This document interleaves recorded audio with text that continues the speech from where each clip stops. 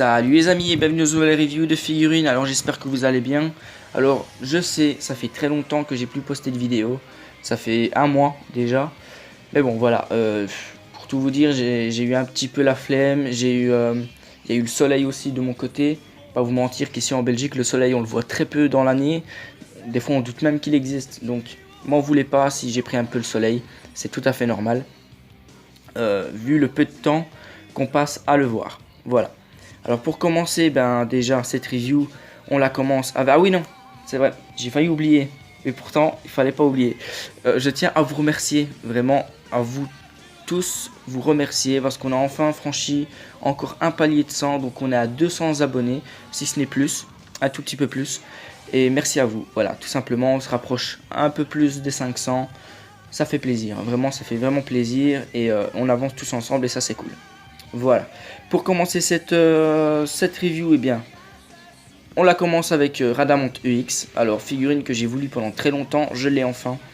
Alors on retrouve comme d'habitude sur la face avant la figurine, le visage, le logo Bandai, le logo Tamashii, Sensei Amid Close EX comme d'habitude bien sûr.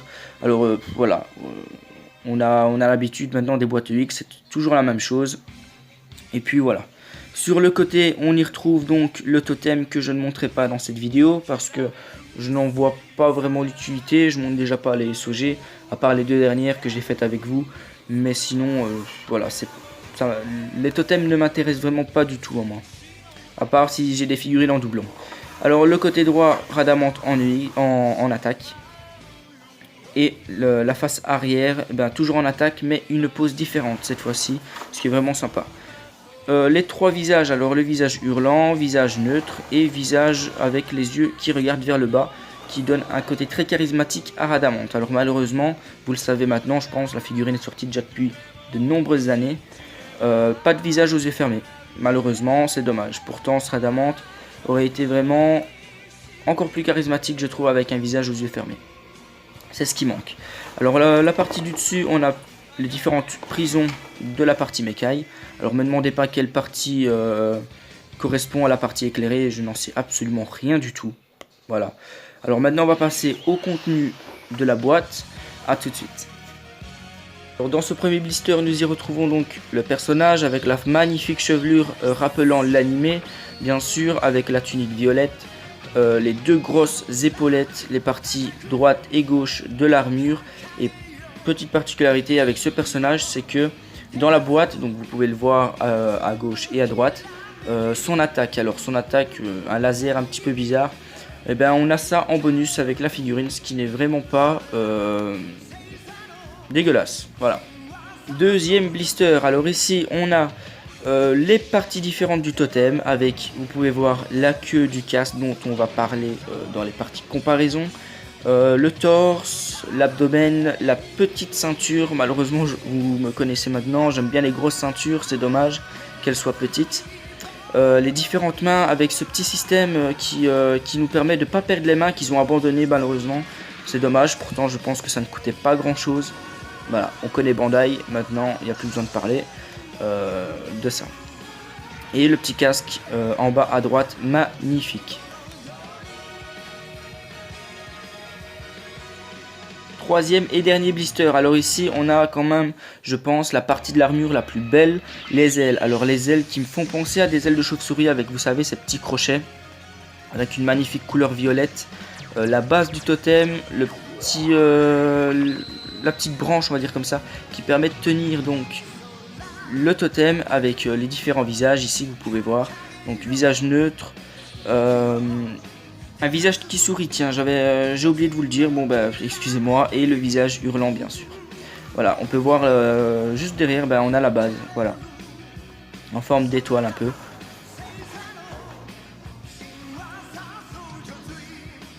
Alors pour la notice, comme d'habitude, donc comme on est dans la partie Hades, on a les prisons de la partie Mekai, un fond noir, voilà, très belle notice comme d'habitude. Derrière on a le petit dragon. Et à l'intérieur, voilà, une très belle notice. Bandai gère pour ce qui est des notices, ça, il n'y a pas de souci. De toute façon, je pense que c'est pas très compliqué de faire une notice, mais voilà. Très bien expliqué. Voilà. rien à dire sur cette notice bien colorée, tout ce qu'il faut, il manque rien, absolument rien. Voilà, maintenant on va passer aux pauses, ensuite aux comparaisons, et puis voilà, je vous parlerai un petit peu. A tout de suite.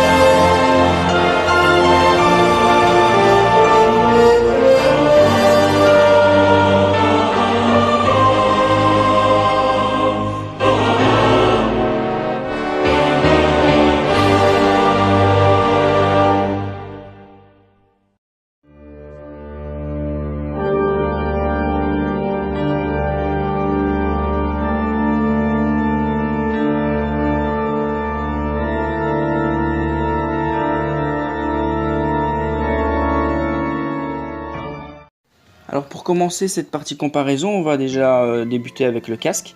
Alors première chose à dire, c'est la teinte. La teinte de la classique est plus d'un noir anthracite pour le casque et la queue, et violet pour les cornes et les dents.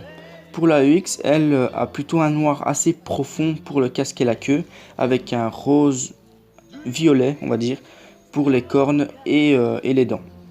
Ensuite, beaucoup plus de finesse du côté de la UX bien sûr, plutôt que du côté classique qui est faite beaucoup plus grossièrement je trouve. Voilà.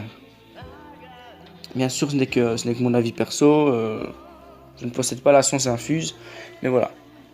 Passons à la queue. Alors la queue classique, alors elles font la même taille hein, déjà pour commencer. Malheureusement j'aurais voulu retrouver un petit peu les mêmes points d'articulation sur la EX, puisque cette version avec cette version donc classique, on peut vraiment se permettre de jouer sur plusieurs poses différentes avec la queue de son casque donc, tandis que sur la EX pardon, on est assez limité hein. C'est vraiment dommage, mais regardez, voilà, elle ne peut déjà pas se lever ni s'abaisser. Elle peut à peine tourner, donc ouais, on est assez limité malheureusement. C'est vraiment dommage parce que cet effet-là aurait vraiment pu donner encore plus de charisme au personnage, puisque on aurait pu donner un petit effet sympathique. C'est dommage que ce n'est pas également plus long. Alors le petit visage là, qui passe plutôt bien avec les yeux vers le bas. Et voilà. Vous pouvez remarquer, c'est un petit peu la même taille. Le bout de la queue est un petit peu plus grosse, mais sinon, ça reste pareil. Alors pour les cheveux, là, rien à dire du tout. On est quand même très loin de la classique, qui elle est plutôt d'une qualité visuelle d'un Playmobil, hein, on peut se le dire. Alors que la EX, elle possède vraiment une chevelure avec un petit effet de vent bien sympathique, qui donne vraiment un charisme énorme à ce Rhadamant.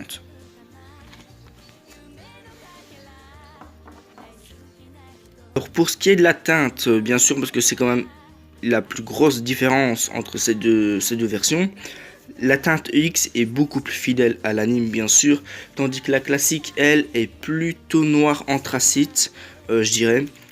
Ensuite, niveau taille, la EX est certes grande, hein, bien sûr, ça reste une EX, mais pas tant que ça, vraiment pas tant que ça. C'est vraiment ce qui m'a choqué le plus, sa taille. Voilà, il est pas très très grand non plus. C'est ce qui m'a choqué le plus, voilà. Par contre, les ailes, elles, sont très grandes, comparées à la classique, qui justement, sur celle-ci, ont vraiment du mal à se déployer. Pour le visage, bien sûr, on est sur de la EX, donc c'est juste parfait, alors que sur la classique, voilà, le visage n'est vraiment pas... voilà, je dirais même qu'il est vraiment dégueulasse. Je me rappelle aussi qu'ils avaient sorti un appendice qui améliorait grandement la qualité de la figurine, mais bon, même avec ça, on est loin de la qualité EX. Hein. La EX reste vraiment supérieure à la classique, tout simplement. Ensuite, un point très très important, c'est la stabilité. Alors pour moi, je trouve que elle est catastrophique. Très très compliqué de donner une pose à cette figurine, surtout dû à ses grandes ailes en fait. S'il n'y a pas une aile, comme on peut voir là-bas derrière, s'il n'y a pas une aile qui touche le sol, le torse se bombe immédiatement, ça fait pas très beau, et il y a des risques que la figurine tombe, malheureusement. Sinon, pour ce qui est des petits détails, bien voilà, hein, la UX est beaucoup plus fidèle. On remarque quand même qu'au niveau proportionnalité, c'est quand même proche de la classique. Grandes épaulettes, petites jupettes avec de grosses pièces sur les jambes. Des pièces un petit peu plus fines et un petit peu plus petites au niveau des avant-bras. Les ailes sont beaucoup plus grandes. Le casque également, j'en ai parlé, beaucoup mieux sculpté. Voilà, beaucoup mieux sculpté que la version classique qui est assez grossière, malheureusement.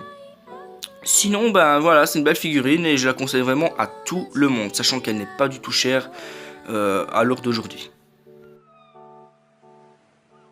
Maintenant pour les ailes, bon, j'ai rien à dire, on peut le voir, hein, directement.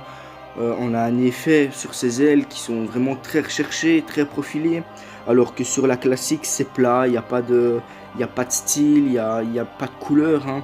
C'est tout noir, c'est pas très esthétique, vraiment ça donne pas une allure imposante à la figurine qui justement la mérite, ce côté imposant. C'est quelque chose qu'ils ne devaient pas louper et malheureusement ils l'ont loupé sur la classique, mais heureusement ils se sont rattrapés sur la UX. Voilà les amis, alors maintenant qu'on en a fini avec toute cette partie comparaison du casque, de la figurine, des ailes, etc. etc. Ici on va aller dans un petit moment où on va se passer ces deux figurines sous un fond musical. Alors vous allez vous dire qu'est-ce que fout EAC aux côtés de Rhadamant. Et bien en fait EAC est mon petit custom que j'ai réalisé. C'est grâce à Anthony le Chevalier le Pégase que j'ai réalisé ce custom, parce que je l'avais vu un jour dans sa vidéo où il montrait un diorama de JM Patoon si je ne me trompe pas. Et sa version m'avait pas mal plu, alors je me suis dit que j'allais aussi le réaliser. Alors merci à lui s'il passe par là, je ne pense pas qu'il regarde mes vidéos mais merci à lui quand même. Alors ce custom a été réalisé avec un visage de Saga aux yeux fermés et des mèches de Sion ou de Sion, peu importe, chacun le dit comme il veut, en version EX. Alors également quelques petites secondes avant de vous quitter, j'aimerais souligner quelques petits points avec vous. Il va y avoir encore des vidéos qui vont sortir, des vidéos posing, parce que pour être honnête avec vous, j'ai vraiment envie de faire une vidéo où j'explique un petit peu comment je réalise moi mon posing, vous savez, avec le zizi en avant, entre guillemets bien sûr. Beaucoup réalisent ce style de pose, que ce soit moi, The CNS ou même Maetigra. Maetigra légèrement, vraiment légèrement. C'est vrai que moi par exemple, je l'accentue énormément ce côté zizi en avant. The CNS aussi, ou bien encore tout simplement Jus Sagittarius. Je pense que certaines personnes le connaissent. Et lui aussi pousse le bassin très en avant. Maintenant, attention, je ne me considère en rien comme un dieu de la pose. Hein. Pas du tout. Vraiment, c'est pas parce que je fais ces vidéos-là que je me dis, tiens, je suis plus fort que toi ou plus fort que toi. En aucun cas, c'est à ça que je pense. Cette vidéo servira tout simplement à aider certaines personnes qui recherchent un petit peu mon style ou qui recherchent un petit peu le style de The CNS, Mike ou juste Sagittarius. Voilà, c'est tout simplement pour aider quelques petites personnes comme ça. Parce que c'est vrai qu'il y a des fois où je vois des poses. Par exemple, il y a eu des poses pour Minos qui n'étaient pas très bien gérées. C'est dommage parce que c'est une belle figurine. Et voilà. Avec cette vidéo, je vais essayer de montrer comment faire une belle petite pose qui est vraiment sympa à regarder. Et voilà. Parce qu'il y a des fois, je vous jure que je vois des poses avec le cul en arrière à la Kim Kardashian, avec le fameux champagne qui coule au niveau de ses fesses. Au bout d'un moment, je veux bien, mais voilà, faut quand même être réaliste sur certaines choses. Et voilà, je pense que beaucoup de personnes penseront comme moi, certaines poses ne seront pas très jolies à voir. Voilà. Bon, maintenant, comme j'aime bien dire, une pose qui est belle pour moi sera peut-être moche pour l'autre. Une pose qui est laide pour moi sera peut-être belle pour l'autre. C'est ça aussi, c'est différents points de vue, c'est comme ça pour le final. Moi, je vous ferai cette vidéo. Maintenant, si ça ne plaît pas, ça ne plaît pas, c'est pas grave. De toute façon, il y aura plusieurs parties. Il y aura la partie pose normale, pose assez neutre, pose d'attaque, donc pose dynamique, etc. etc. Et voilà, on augmentera le nombre de vidéos grâce à ça. Et puis voilà. Alors il y aura aussi les fameuses vidéos sur la collection, hein, ça je ne l'oublie pas. De toute façon avec vous je suis sûr de ne pas l'oublier. Je pense que les personnes se reconnaîtront. Non, c'est vrai qu'il faut que je les fasse, vraiment il faut que je les fasse vraiment. Mais bon, il faut savoir que je n'aime pas faire les vidéos quand des membres de la famille est à la maison. Je n'aime pas non plus parler comme ça pendant 1 heure dans le vide, puisque il faut savoir que la vidéo sera en 2 parties de 20 à 30 minutes, etc. Je ferai autant de parties qu'il faut, hein, franchement, parce que je me vois mal parler pendant 1 heure, 1 heure et demie, je sais pas combien de temps que ça va prendre, comme ça, dans le vide, tout seul, voilà, c'est pas trop mon délire, je suis pas trop fan de ça, voilà.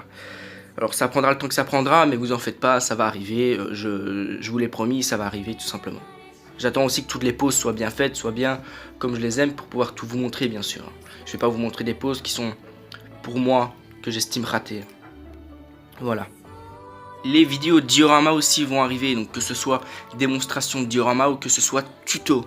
Alors au niveau des tutos, quand je vais lancer cette, on va dire cette partie tuto, je vous laisserai me dire en commentaire qu'est-ce que vous voulez que je vous fasse en tuto, que ce soit des piliers, que ce soit de la roche, que ce soit tout ce que vous voulez.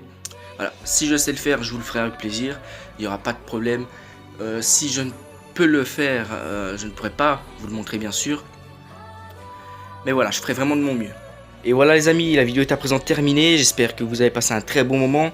Si c'est le cas, n'oubliez pas de vous abonner, si vous êtes nouveau, posez votre like, votre commentaire. Moi je vous dis à la prochaine, que tout se passe bien pour vous. Bye bye les amis.